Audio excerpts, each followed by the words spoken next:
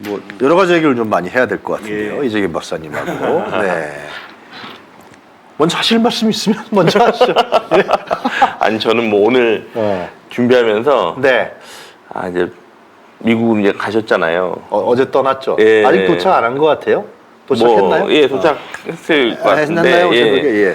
그냥 그런 무슨 생각을 했냐면 지금 아마 이 방송 보시는 많은 시청자들도 그런 생각 하실 텐데 아무 일도 없기를. 예, 아무 일도 없기를. 예, 이거 사실은 원래 이렇게 정상 대통령이 이제 외국을 나가면 국민들 마음에는 이제 어떻게든 우리나라 대표 선수니까. 그렇지. 하여튼간에 기대도 좀 있고 잘하고 올 거라는 생각도 좀 하고. 뭘 좀 또 많은 걸 좀 얻어올 수 있지 않을까 이런 또 기대도 좀 갖게 되잖아요. 근데 지금 아마 방송 보신 많은 분들이 또 방송 뭐 상관없이 불안하실 거예요. 이 양반이 또 가서 무슨 얘기를 하고 오려나, 가서 또 무슨 실수를 하고 오려나. 아마 대통령실도 지금 마음의 준비를 단단히 하고 갔을 텐데, 근데 4박 5일의 일정을 제가 이렇게 봤는데, 곳곳에서 너무 지뢰밭이 많아가지고 지금 걱정이 좀 크다. 예, 라는 말씀 드리고 싶고. 우리 먼저 우리 이재용 박사가 예견해 주시면은 그 스트레스 받는 게 우리 국민이나 시청자 좀 덜하니까 이런 코너를 만들었어요. 일단은 뭐 그 얘기부터 해보죠. 뭐 지금 보니까 언론에서 야, 뭐 2011년 이후에 12년 만에 국빈 방문이다 이런 얘기를 하시더라고요. 그래서 뭐 이게 엄청난 거다 이런 얘기를 많이 하시는데 국빈 방문하고 이제 공식 방문하고는 이제 의전에서 차이가 나는 거죠. 의전을 더 많이 해주냐, 의전을 덜 해주냐의 차이가 있지 구체적으로 차이가 별로 없다. 그리고 뭐 이거는 말 그대로 예우잖아요. 이게 떠봐 좀 존중해 줍니다 이런 거라서. 열심히 잘하고 있어.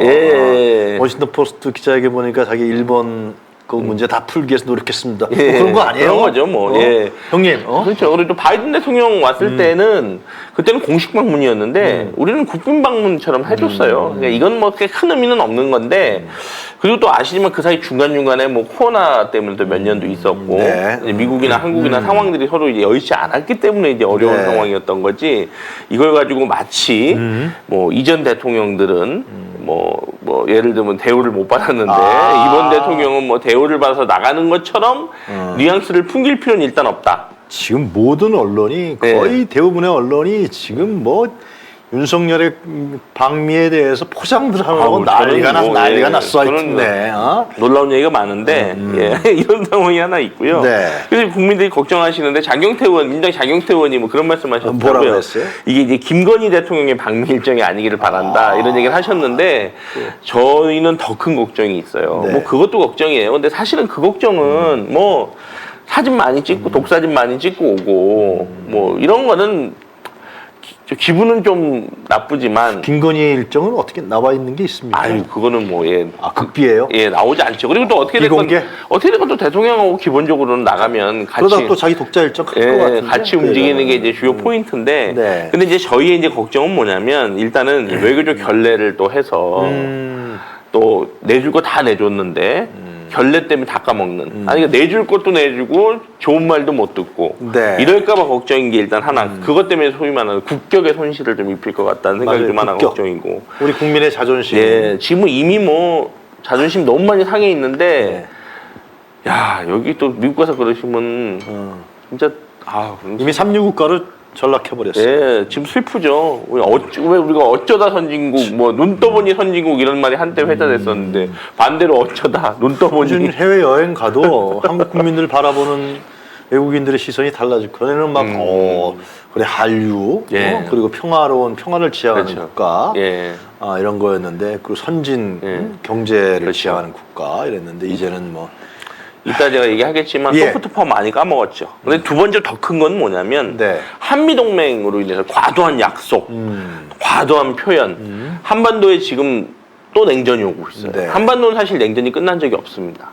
그냥 역대 정부가 정말 끊임없이 노력해서 조금이라도 온기를 불어넣으려고 노력해서 지금 이 정도 따뜻해져 있는 상황이었는데 여기를 이제 더 춥게 만드는. 그러니까 저희는 우리 많이 얘기하는 종전이 아니잖아요. 지금 휴전이란 말이에요. 사실 이런 상황에서 왜 이 도대체 냉전을 다시 이제 부추기느냐, 누구를 위한 거냐 사실은. 항상 말씀드리면 전쟁 나면 일반 국민들은 좋을 게 하나도 없어요. 일반 국민들이 그 피해를 다 고스란히 입는 거고 특히 현대전은요. 군인이 죽는 전쟁이 아니라 철저하게 민간인 죽는 전쟁일 수밖에 없어요. 우크라이나 전쟁에서 이것이 드러나고 이건 통계상 나와요. 거의 한국 전쟁, 베트남 전쟁, 이후에 이라크 전쟁, 한 1년의 모든 전쟁들을 놓고 보면 결국은 다 민간인들이 죽지 군인들이 죽는 게 아닙니다. 예를 들면 특히 우리처럼 수도권에 2천만 명, 서울과 경기도 2천만 명이 모여 있는 이 국가에서는 전쟁이 한번 발생하면 그 피해는 저희는 너무 이게 다 모아놨잖아요. 인구는 수도권에 모여 있고요. 저기 원전은 저기 저 동해 쪽에 저 남쪽에 모여 있고요. 저희는 한 번만 전쟁 나서 공격 받으면 정말 너무 괴멸적인. 그러니까 우리 누구라고 해서 국민 누구라고 해서 자존심이 뭐 없어서 뭐 이래서가 아니라 전쟁이 나면 너무 입게 되는 손실이 크니까 도대체 누구를 위한 자존심이냐. 예를 들면 이런 문제가 있는 건데 여기서도 가서 과격 발언, 강성 발언, 지나치게 친미적인 발언들을 통해서 미국도 예상 못하는 항상 뛰어드는 그런 발언들을 통해서 중국, 러시아하고 지금 이미 척을져 있는 상황인데 이런 상황이 더 이제 악화될까봐 지금 걱정인 거죠. 지금 곧 뭐 이건 언론에 상관없어요. 모든 교민들 관련된 보도에서 다 불안감. 왜 이런 일을 만드는 거죠? 러시아에 있는 왜 교민들이 왜 불안감을 느끼게 되죠? 저는 국가 차원에서 공격이 안 들어오더라도요. 이런 식으로 들어가면 러시아도 극우들 있잖아요. 뭐 스킨헤드 족이니 뭐. 맞아. 이게 예를 들면 테러라든지 말 그대로 일상적인 형태에서 괴롭힘이라든지 이런 일들. 그러니까 발언 한마디 때문에 왜 우리 국민들이 뭐 수단에 무슨 뭐 비행기 보내고 이게 대단한 게 아니라 그거 갖고 난리가 났어요. 지금 이런 것도 조용히 할 일 아니에요, 사실은? 전 같았으면 다 끝나고 무사히 돌아오면 이렇게 비밀 작전 수행했다 해야 될 일을 너무 인기가 없으니까 막 이것들을 막 내보내서 막 수송기를 보냈다 그러고 뭐 다 윤석열 대통령께서 기내에서 지시를 하시고 보고를 받고 뭐 어쩌고저쩌고 그런 얘기 할 필요가 없는 거거든요. 사실 그거는 국민들 무사히 데려오고 난 다음에. 근데 지금 이런 상황인데 저희는 걱정이고 또 이미 저 4박 5일 정상회담에 앞서서 이미 로이터 워싱턴 포스트 외신 인터뷰에서 했던 발언들이 우크라이나 전쟁에 무기를 공급할 수 있다. 뭐 러시아가 우리말을 독해 못한다? 러시아는 이미 독해서 다 문제제기 하고 있는데 예를 들면 중국과 대만 관계에는 왜 도대체 뭐 때문에 예를 들면 우리는 지금 남북 관계 때문에 중국의 도움이 어떻게 됐건 일상적으로 필요한 게 현실인데 뭐 때문에 굳이 중국을 자극하면서 더군다나 그러면서 나중에 보내는 거 보니까 우리는 하나의 중국을 지지한다라고 하는 결국은 이걸 다시 보낼 수밖에 없는 거예요. 외교 라인에서는. 쪽팔려 하여튼 진짜. 이게 무슨 엇박자입니까? 대통령은 얼마나 바보로 보냈어. 대통령은 이런 얘기를 하고 관료들은 어떻게 됐건 유지를 해야 되니까 또 결국 딴 얘기를 할 수밖에 없는 이런 엇박자가 거기 공공연히 나타나고 있어요. 근데 이런 게 대단한 게 아니라는 이런 보도가 없어요. 맞아요. 대통령 발언은 이렇게 했고 외교부는 결국 하나의 중국 지지한다는 발언을 보냈는데 이런 이견에 대해서 예전 같았으면 난리 났을 거 아니에요. 야, 같은 정부 안에서도 이렇게 혼선이 있다. 그런데 지금 이런 발언이 없어요. 근데 이런 혼선이 있습니다. 더군다나 어제 나온 거죠. 100년 전의 일로 일본을 물을 거라 못한다. 그러면서 저는 그 다음 발언이 이 죄송합니다만 역사에 대한 무지와 무식을 또 드러내는 발언이라고 보는데 유럽은 참혹한 전쟁을 겪고도 미래를 위해서 전쟁 당사국들이 협력했듯이 하듯이 한일 관계 개선은 미래를 향해서 가야 할 길이다. 독일은요. 1970년대 빌리 브란트 총리 때부터 시작해서 동방정책이라고 해서 50년 동안 50년 이상 지금 무조건 총리가 아우슈비츠를 가든 유태인 학살을 가든 예를 들면 동유럽을 가든 본인이 사과해야 될 곳에 사과를 하고 사죄를 하고 무릎을 꿇고 배상을 하고 보상을 하고 있어요. 50년 이상. 그러니까 이게 지금 유럽이 이 길을 갈 수 있어. 유럽연합을 갈 수 있었던 길은 이 힘이 있는 거죠. 맞습니다. 독일에 대한 불안감이 항상 있었지만 독일이 끊임없이 낮추고 사과하고 배상하고 보상하고 하는 이런 일련의 과정들을 포기하지 않고 했기 때문에 그리고 심지어 자국의 극우파들이 정당을 만들거나 하면 헌법으로 규제해서 다시는 나치가 등장하지 못하도록 예를 들면 눌러놨기 때문에 침략전쟁 국가가 아니라는 것을 그렇죠. 원자력 탈원전 해버리잖아요. 사실은 원자력은 언제든지 핵무기로 갈 수 있는 근거거든요. 근데 독일 같은 경우는 우리 평화국가야, 녹색국가야. 우리 다시 그런 거 안 한다. 라고 하는 것들을 대내외 정책을 통해서 50년 이상, 60년 이상 계속 이것들을 보여주고 있기 때문에 그래서 이게 가능한 거지. 지금 일본처럼 한 번도 제대로 된 사과를 해본 적이 없는 전쟁이 끝났음에도 불구하고 지난번에도 말씀드렸지만 이승만 정부 때도 일본에서는 그때도 이제 회담하러 오면 절대 사과 안 했단 말이에요. 사과하는 척 같은 것들만 하는 거, 통석의 염을 금하지 못한다. 이런 게 거의 최고의 사과로 지금 나와 있는 상황에서 네. 우리는 당연히 동아시아에서는 미래적으로 갈 수가 없는 거예요. 이게 언제든지 지금. 패권 국가하고 언제든지 침략성을 갖고 있는. 그렇죠. 아니 설령 그걸 숨겨서 사과는 하면서 숨길 줄은 알아야 되는데 여기는 사과도 안 해요. 숨기지도 않아요. 전 세계에서 이미 군비에 탑3 안에 들어가 있는 일본 아닙니까? 예를 들면 야스쿠니 신사 참배하고. 예, 여차하면 유사시에 한반도에 어떤 일이 발생했. 우린 이미 한국 전쟁 때 일부 일본군이 한국에 들어왔다라는 거는 거의 공공연한 사실이란 말이에요. 그러니까 이런 상황인데 우리가 어떻게 일본하고 미래지향적 관계를 갈 수가 있겠습니까? 그러니까 이런 것들에 대한 역사적인 게 정확한 이해가 없이 유럽은 이렇게 하고 있는데 우리는 이렇게 할 수 없다. 이 말이 안 되는 얘기가 또 나왔다. 독일은요 더 무서운 게요. 울리백이라고 왜 위험사회론이라는 거 많이 들어보셨을 거예요. 이분이 유럽연합 관련돼서 책을 뭐라고 썼냐면 경제 위기 때 독일이 더 많이 양보했어야 된다. 더 많은 유럽 국가들한테 양보했어야 되는데 독일이 너무 메르켈 총리가 당시 욕심을 냈다. 왜냐하면 당시 유럽연합에서 경제 위기가 왔을 때 독일은 잘 나갔는데 다른 유럽 국가들 그리스니 왜 피그스 기억나시죠? 포르투갈이 어려움 겪었잖아요. 근데 알고 보면 유럽만 만드니까 독일 경제가 좋았거든. 네. 그러니까 독일만 이익을 많이 본 거예요. 그러면 이 울리백 같은 독일의 유명한 저명한 사회학자들, 학자들조차도 네. 독일이 더 많이 희생하고 내놓고 양보했어야 된다는 얘기를 한단 말이죠. 네. 일본은 우리가 IMF 때 아주 매몰차게 모른 척했습니다. 맞아요. 이런 역사들이, 그러니까 이게 먼 역사가 아니에요. IMF 때 우리가 일본이 97년도, 98년도에 도와줬다라고 하면 당시에 그 정도로 많은 고통을 겪지도 않았어도 됐을 일이거든요. 그런데 막상 외면했어요. IMF로 가는 길. 네. 미국, 일본이 적극적으로 가세요. 그리고 미국계 자본이 론스탄이 다 기억나시죠? 들어와서 한국 경제를 휘젓고 갔어요. 우리 국민들이 만든 그 국부를 헐값에 다 넘어가가지고 예를 들면 넘어갔고 거기를 법조 인사들이 무슨 김앤장이니 이런 이 인간들이 다 뒷받침을 해서 그거를 백업했다, 지원해주면서 국부를 바깥으로 빼돌렸단 말이죠. 네. 아주 큰 맥락으로 밀었습니다. 근데 네. 이런 맥락에서 우리가 왜? 그런데 언론에서는 가치 동맹이 됩니다. 강대국의 눈치를 보지 않고 할 말은 한대요. 그러니까 저는 이걸 물어보고 싶은데, 좋아요. 저희는 자유시장 경제와 자유민주주의를 기반으로 하고 있는 나라라는 거 부인하지 않습니다. 네. 같이 공유 좀 하면 되지. 뭐 동맹까지 해요. 그거 싫어한다 그러면 같이 나가 싸우자는 얘기잖아요. 같이 동맹은. 그 러시아 중국하고 싸우겠다는 거 아니야? 이해가 안 되는 거예요. 이제 조금 전 세계 한 10위쯤 경제대국이 되니까 이제는 힘이 뻗쳐서 나가서 전쟁도 한번 하고 싶고 수단에 막 멋있게 막 무슨 공중 급유기 보내고 이런 거 하듯이 힘자랑을 하고 싶은지 모르겠는데 죄송합니다만 국민들은 원하지 않는다. 우리는 평화국가라고 하는 명확한 소프트 파워 전 세계에서 가지고 있는 이런 소프트웨어를 가지고 있나라고 이 힘이 있다 우리가 만약에 전쟁을 하고 이렇게 하면 한류라고 하는 것도요 하루아침에 신기루 일지 몰라요. 맞아요. 전쟁을 막 하는 나라에서의 그 문화라고 하는 것들이 다른 나라 국민들이 보기에는 얼마나 허황돼 보일 수 있고 두렵고 그렇죠. 얼마나 모순적일 수 있겠어요. 우리나라 아이돌 가수들이 막 평화에 대한 노래를 부르고 막 사랑에 대한 노래를 부르는 게 얼마나 다른 그 전쟁을 경험하거나 이런 국가들 국민들한테는 허구적으로 보이고 모순으로 보일 수 있겠습니까? 그러니까 평화국가라는 근간이 있기 때문에 그러니까 김구 선생님이 바라는 길이 우리나라 그런 나라가 되기를 원했던 그렇죠. 근데 그 문화국가의 근간은 평화라는 거죠. 남하고 싸우면서 문화국가일 수는 없다라는 거죠. 네. 또 눈치 본다라는 표현을 쓰더라고요.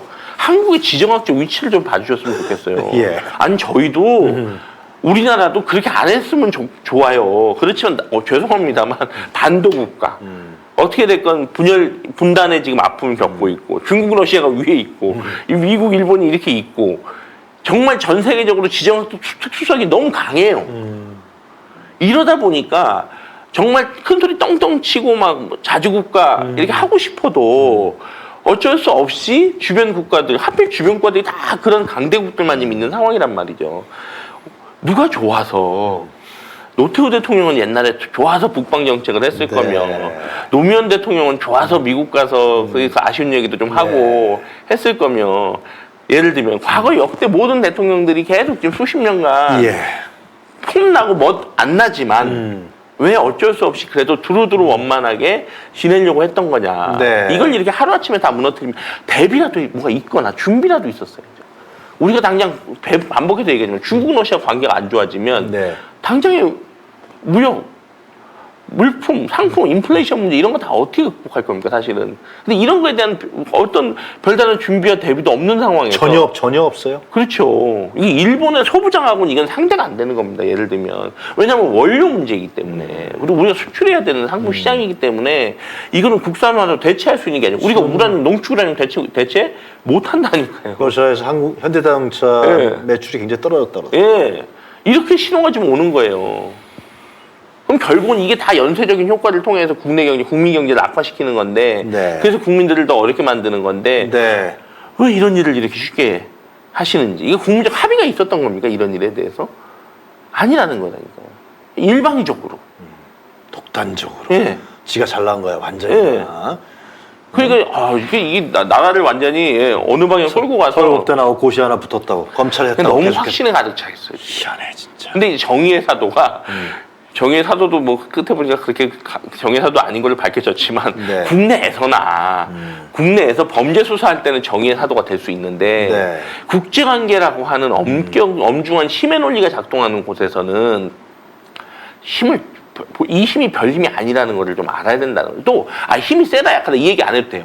무조건 하여간 누구하고 나쁜 관계를 맺어서 우리 인간사도 그렇지 않습니까? 나빠서 좋을 일이 뭐가 있습니까? 인간. 아니 이번에 그 방미해서 또 그 정상회담 의제에서 또 헛소리 해대갖고 러시아와 중국에서 해상 시위하면 어떡할 거야?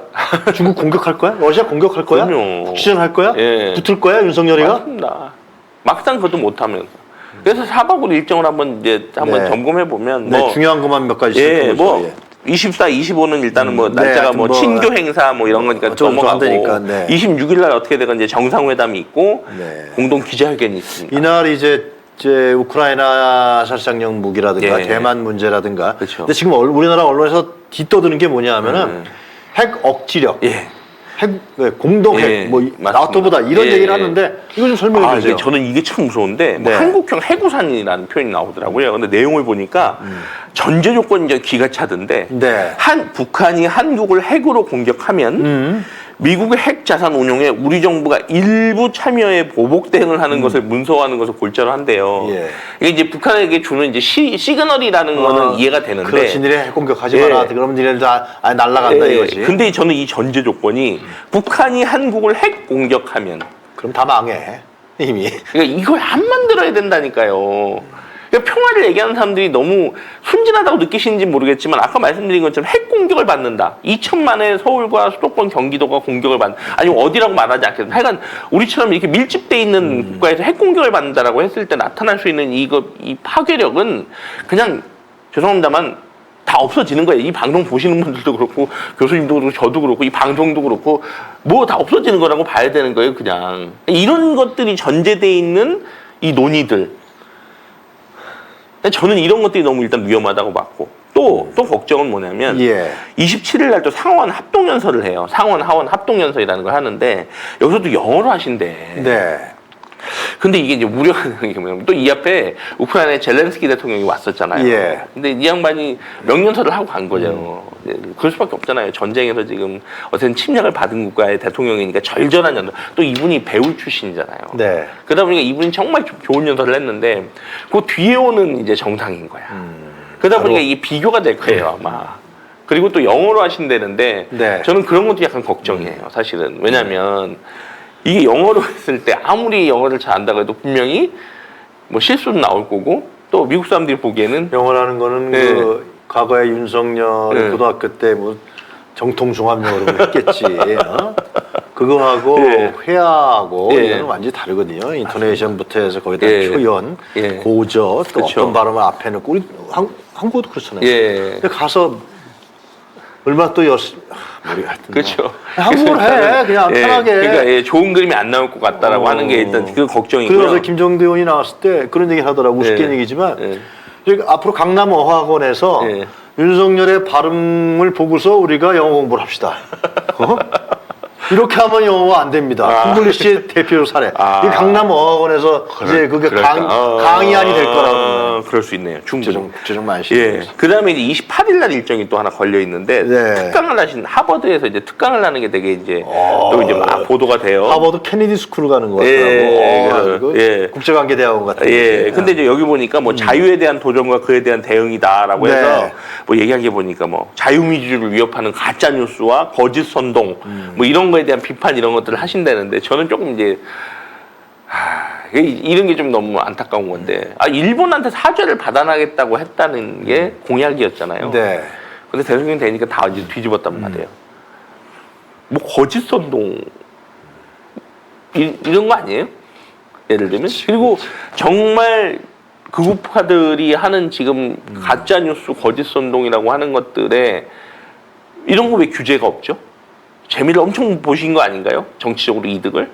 그러니까 죄송한 너무 좋은 내용인데 이게 이런 내용을 얘기를 하시기에는 본인의 이 정치나 정책의 이력에서 하나도 안 맞는다.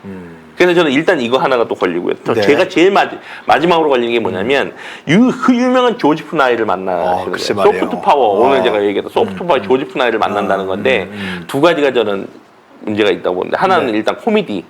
일단 뭐냐면 소프트 파워를 갉아먹고 있는 상황에서 소프트 파워의 대가를 만나서 이 대담을 나눈다라고 하는 게 이게 어떤 건가 이거 하나 이건 코미디입니다. 하나 웃고 넘어가시자고요.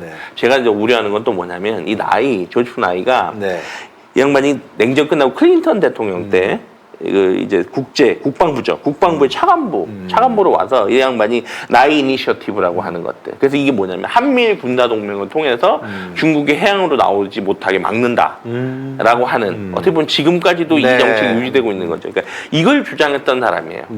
이게 우리가 흔히 외교를 가보면 누구를 만났냐.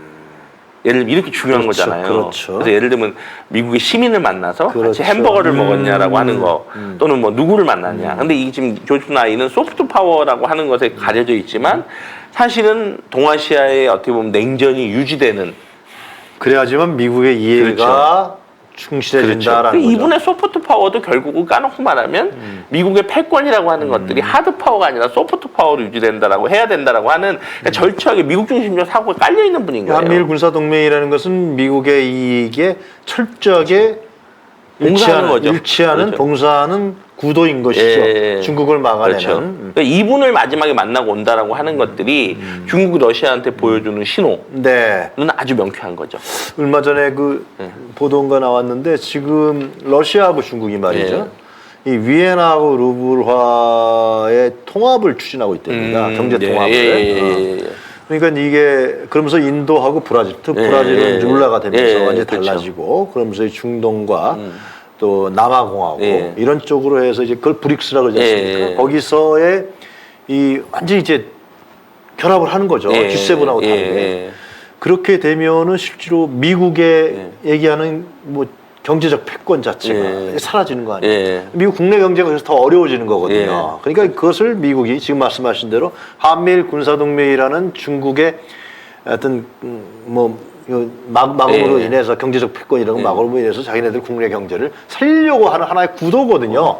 거기에 윤석열이라는 사람이 좀 놀아나고 있는 거예요. 돌격대로서.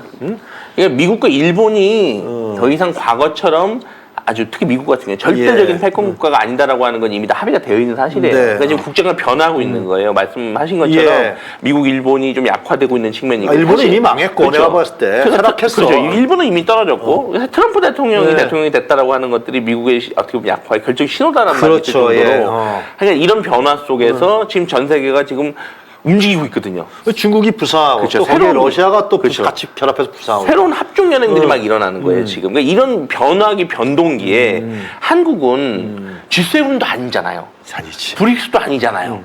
그러면 한국은 사실은 그 사이에서 언론이 말하는 거 그대로 해드릴게요. 눈치를 좀 보면서 기민하게 눈치를 보면서 어떻게 우리가 생존하고 번영할 거냐라고 하는 고민들을 해야 되는 겁니다 지금. 그 윤석열 대통령이 그렇게 잘하는 아랍에미레이트 갔다 왔잖아요. 형제국이라고 그러대. 참나. 거기서 얼마 전에 그 물품 대금을 달러로 지불하지 않고요. 위안화로 했어요. 엄청난 사실이거든요. 이게 지금.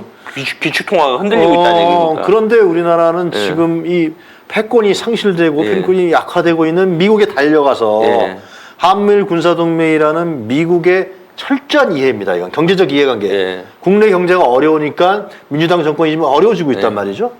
그거를 돌격대가 나타나고 말이야. 내가 알아서 다 할게, 큰형님. 예. 우리 일본 관계 제가 알아서 다 정리했습니다. 아니, 세상에 이러한 맹목적이고 거의 근본주의자적 행태를 갖고 있는 사람이 우리나라 대통령이란 말이에요. 아우, 제가 지금, 아유, 나 오늘 아침에 흥분을 안 하려고 그랬는데, 정말. 예. 예. 이재용 박사님 얘기 들어보니까 더 흥분할 수밖에 없네요. 예. 하여간 두루두루 원만해서 나쁠 일은 없다. 아니, 그래서 예. 그 외교관들이 다 얘기하잖아요. 예. 미국과 중국과의 외교는 우리는 논두렁 외교다. 예. 이쪽 가서 하나 먹고 예. 저쪽 가서 하나 먹고. 그렇죠. 그럼 우리가 발전하는 거야. 얼마나 좋은 기회야. 예. 무엇 때문에 나서서 네. 이렇게 척지고 미움받고 심지어는 전쟁 참여하겠다 그러고 이해가 안 된다. 미친 거지. 예. 한마디로. 이해가 안 됩니다 정말. 알겠습니다. 네. 자, 우리 너무 열받지 말고요. 이렇게 돼서 대중투쟁들이 일어나면 더 끌어내릴 날이 더 앞당겨진다. 지금 뭐 전국적으로 요즘 뭐 네, 예. 많이 청대에서도 좀 각 대학에서, 예. 네, 대학에서 교수들이 그렇죠. 들고 일어나고 있습니다. 아시면 대학 교수님들은 웬만해서는 안 해요. 자음자는 분들인데 이거 자기 지식 팔아먹고 사는 사람들이거든요. 미안합니다. 다 같은 입장이지만. 예, 근데 이 예. 사람들이 지금 일어나서 들고 예. 일어나서 정권 퇴진을 그렇죠. 얘기한다는 것은 엄청나게 여론이 달라지고 있다. 여러분 힘내십시오. 자.